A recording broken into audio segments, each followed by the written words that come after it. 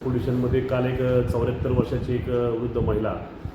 तिचं नाव शकुंतला उद्धव खर्डे म्हणून, ती आपल्या बारामती पोलिसांच्या हद्दीमध्ये डोरलेवाडी गाव आहे. त्या डोरलेवाडी गावामध्येच ती प्राथमिक शाळेमध्ये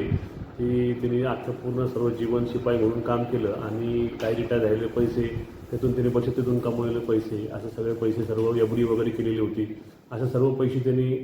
बँकेत ठेवले असताना तिला अचानक एक व्हिडिओ कॉल आला आणि व्हिडिओ कॉलला त्यांनी समोरच्या व्यक्तीने सांगितले की आपले जे काही पैसे आहेत आपल्या बँकेच्या खात्यातून हे दहशतवाद्यांना गेलेले आहेत आणि त्यामुळं आम्हाला डिजिटल अरेस्ट करावे लागणार आहेत. आणि सदरच्या व्हिडिओ कॉलमध्ये जी समोरची व्यक्ती जी होती ही पोलीस युनिफॉर्ममध्ये बसलेली होती आणि त्यांनी तसं त्यावर तिच्या मनावर तेवढासा परिणाम केला की तुम्हाला आता आम्ही डिजिटल अरेस्ट केलेले आहे आणि तुमच्यावरती आमची कारवाई करणार आहोत. तर मग त्या महिलेनी घाबरून जाऊन 14 ते 21 या दरम्यान त्या कालावधीत त्यांनी काय केलं, म्हणजे ह्या घटना ती काल रिपोर्टिंग झाली पण त्यांनी आठवड्यापूर्वीच हे सर्व पैसे जे आहेत ती स्वतः बँकेत गेली. तिने ज्या पैसे ज्या अकाउंट त्यांनी नंबर दिले होते त्या अकाउंटला त्यांनी ते पैसे ट्रान्सफर केले. एकूण 45 लाख रुपये त्यांनी 2 वेगवेगळ्या, एक जी कलकत्ताची जी बँक आहे, पश्चिम बंगाल कलकत्ताची एक बँक आहे, ICICI बँक आहे आणि दुसरी जी बँक आहे करूर बँक जी आहे ती बेंगलोरची आहे, त्या दोन्ही बँकेमध्ये मिळून त्यांनी जवळपास 45 लाख रुपये त्यांनी आपल्या बचतीचे पैसे हे त्यांनी घाबरून जाऊन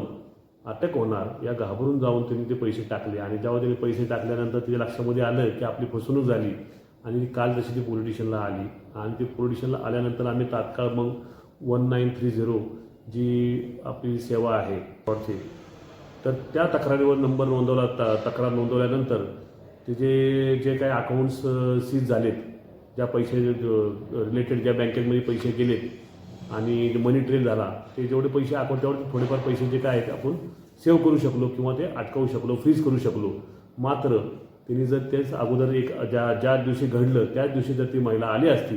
तर आपण जास्तीत जास्त रक्कम आपण अटकावू शकलो असतो, फ्रीज करू शकलो असतो. परंतु तिने घाबरून जाऊन आठवडाभर तिने काही माहिती पोलिसांना सांगितली नाही आणि काल आल्यानंतर मग आम्ही 1930ला फोन तिचा संपर्क साधून देऊन ती तक्रार नोंदवून तात्काळ आम्ही काय केलं, पोलीस स्टेशन या ठिकाणी 83 नंबरचा जो गुन्हा आहे, गुन्हा रजिस्टर नंबर 83/26 इंडियन